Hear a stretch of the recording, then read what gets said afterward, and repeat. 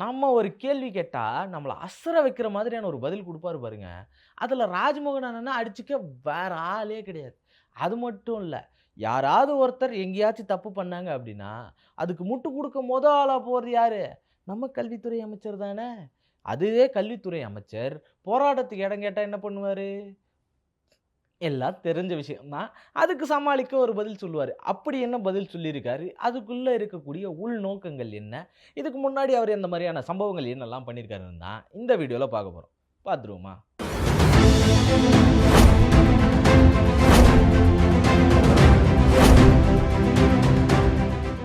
வணக்கம் அன்பு தமிழ் சொந்தங்களே! நம்ம ஒரு கேள்வி கேட்போம். நீங்க கேள்வி கேட்டா என்ன பண்ணுவீங்க? அதுக்கு உண்டான பதில் இல்ல தெரியல அப்படின்னு சொல்லி போறத பார்த்துருப்போம்.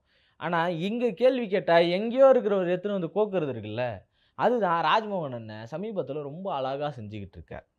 இப்போ சமீபத்தில ஒரு பேட்டி என்ன கேட்குறாங்க அப்படின்னா, நீங்க நீட் தேர்வுக்கு எதிரா வந்து போராட்டம் பண்றாங்க. உங்க கொள்கை தான் நீட் தேர்வுக்கு எதிரான கொள்கைகளோ? அது மட்டும் இல்ல இடபிள்யூசிஎஸ் அதுக்கு எதிர்த்தும் வந்து என்ன பண்றாங்கன்னா, இங்க போராட்டங்கள் நடந்துகிட்டு இருக்கு. இந்த போராட்டத்துக்கு உங்களுடைய பதில் என்னவா இருக்கு? நீங்க ஏன் போராட்டத்துக்கு அனுமதி குடுக்க மாட்றீங்க? போலீஸ ஏன் குவிச்சு வச்சிருக்கீங்க பெரியார் திடல்ல? அப்படின்னு சொல்லி ஒரு கேள்வி கேட்டாங்க, நிருபர்கள் கேட்டாங்க அப்படின்னா, அதுக்கு என்ன பதில் சொல்லியிருப்பாருன்னு நெனைக்கிறீங்க? இல்லப்பா அவங்க தாமதமா வந்து அனுமதி கேட்டாங்க. திடீர்னு வந்து அனுமதி கேட்டாங்க. இல்ல அவங்க அனுமதிய வந்து ப்ராப்பரா வந்து கேட்கல. சரியான ஒரு இது குறிப்பிடல. இப்படி ஏதாச்சும் பதில் சொல்லியிருந்தார்ன்னா, ஓகே. அவங்க தான் ஏதோ மிஸ்டேக் பண்ணியிருக்காங்கன்ற மாரி இருக்கும். இந்த கேள்விக்கு என்ன பதில் சொல்லியிருக்கிறாரு அப்படின்னா, ஏன் நீட் தேர்வு பத்தி ஏதோ ரகசியம் ஒளிச்சு வச்சிருக்கிறதா உதயநிதி சொன்னாரு. அவர ஏன் கேள்வி கேட்கல? அவர் ஆட்சியில இருக்கும்போது நாங்க அவர கேள்வி கேட்டுக்கிறோம் ஐயா. அவர் யாரும் இங்க கேட்காம இல்ல. திடீர்னு நீங்க தான் ஒரு 2 வருஷத்துக்கு முன்னாடி அரசியலுக்கு வந்தீங்க. இப்போ 3வது வருஷத்த கடந்து ஆட்சிய புடிச்சுட்டீங்க இருக்கிறீங்க. அதுல யாரும் குத்தம் சொல்லல. அவரையும் நெறைய பேர் கேள்வி கேட்டாங்க. அவங்க ஆட்சி காலத்திலயும் இதே மாரியான போராட்டங்கள் நடந்துச்சு. நீங்க சும்மா சட்ட போராட்டம் பண்ணாதீங்க, ரோட்டுக்கு வாங்கன்னு சொல்லி அவரையும் கூப்பிட தான் செஞ்சாங்க. இந்த சூழல் தொடர்ந்து எல்லாரும் செஞ்சுக்கிட்டு தான் இருக்காங்க. ஆனா நீங்க என்ன பண்றீங்க அப்டின்னா, போராட்டத்துக்கு இங்க அனுமதியே குடுக்க மாட்றீங்க. இப்போ எங்கெல்லாம் இவரு முட்டு குடுத்துட்டே வராரு பாருங்க. இதுக்கு முன்னாடி அமைச்சர் கீர்த்தனா அவர்கள் சமீபத்தில ஒரு பிரச்சனையில மாட்டிக்கினாங்க.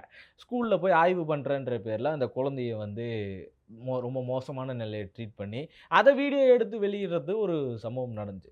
அதுக்கு அக்கா அக்கா முறையில பாருங்க அவங்கள. அவங்க ஒரு அக்கா ஸ்தானத்துல இருந்து ஒரு என்ன பண்ணாங்க அப்டின்னா, விசாரிச்சாங்க. அவங்க நலனுக்காக தானே பண்ணாங்க அப்டின்னு அந்த இடத்துல ஒண்ணு.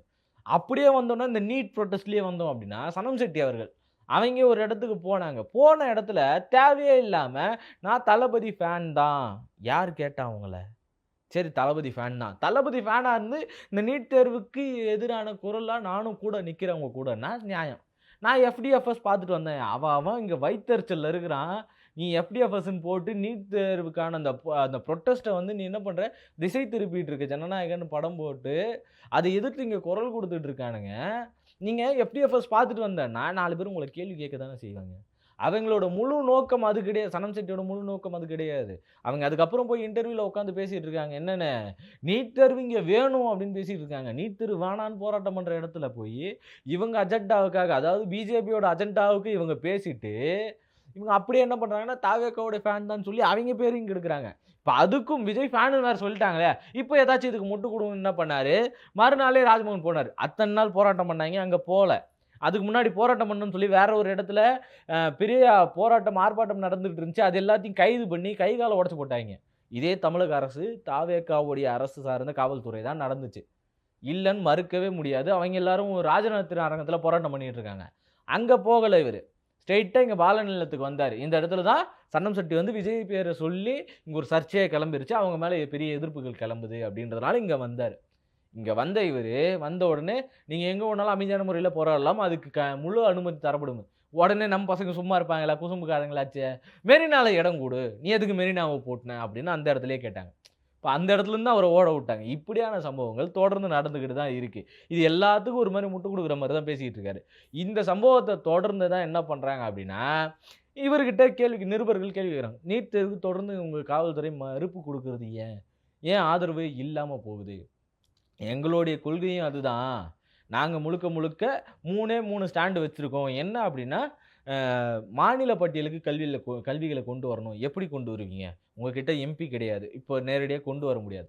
அப்போ மக்களோட சேர்ந்து அந்த போராட்டங்களுக்கு ஆதரவா நிக்கிறது தான் ஒரு வழி. அந்த வழிய நீங்க முன்னெடுக்கிறீங்களா அப்படின்னு கேட்டீங்கன்னா, அத நீங்க முன்னெடுக்கல. அப்படியே கிடப்புல போட்டுட்டீங்க. பேருக்கு மட்டும் நீங்க சொல்லிக்கிறீங்க. இந்த நடைமுறை தான் இப்போதைக்கு இருந்துகிட்டு இருக்கு. சரி, அதிலிருந்து மாறுபட்டு வேற என்ன முன்னெடுப்புனா, சட்ட போராட்டம். இதுக்கு முன்னாடி இருந்தவங்களும் சட்ட போராட்டம் தான் பண்ணிட்டு இருந்தாங்க. என்ன சட்ட போராட்டத்தில அவைங்க என்ன பண்ணிட்டு இருக்காங்கன்னா, அவங்க ஒரு மலுப்பு வேலை செஞ்சுகிட்டு இருக்காங்க. அங்க ஒ ஈ நமக்கு எல்லாம் தெரியும். எலக்ஷன் கமிஷனே எப்படி செயல்பட்டது அப்படின்றது. பக்காவா பிஜேபியோட சப்போர்ட்டரா செயல்பட்டுக்கிட்டு இருந்துச்சு.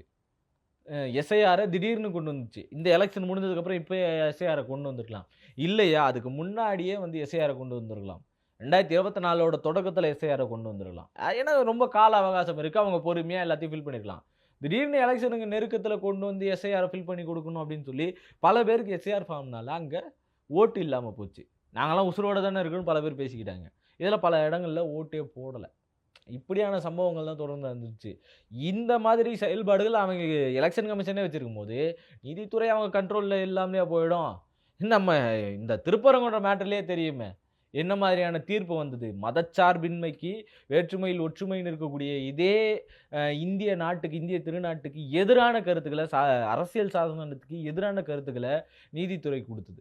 இது எந்த அளவுக்கு மோசமான ஒரு விஷயம். அதை எதிர்த்து நின்னது அப்போதைய இருந்த அரசுன்னு வச்சுப்போம். ஆனா, இப்போ இருக்கக்கூடிய அரசு என்ன பண்ணிக்கிட்டு இருக்கு? அவங்களுக்கு சப்போர்ட்டா பண்ணிக்கிட்டு இருக்கு. ஒரு வார்த்தை பிஜேபின்னு, ஒரு வார்த்தை எதிர்த்து பேசியிருப்பீங்களா?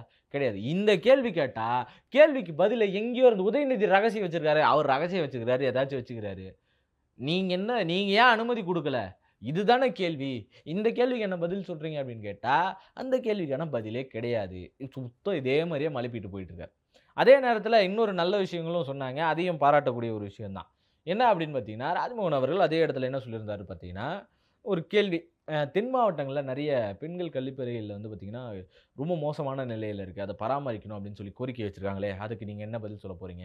என்ன நடவடிக்கை எடுக்கப் போறீங்க? அப்படின்னு கேட்டதுக்கு, அவரு ஒரு சின்ன சின்ன பதில்கள் சொல்லியிருந்தாரு. அதுல ஒரு காமெடியும் இருக்கு. என்ன அப்படின்னா, ஒரு நாங்க எல்லாத்தையும் என்னதான் நிதி ஒதுக்கி செஞ்சாலும், 1 மாசத்துல போனா கதவு இருக்க மாட்டேங்குது.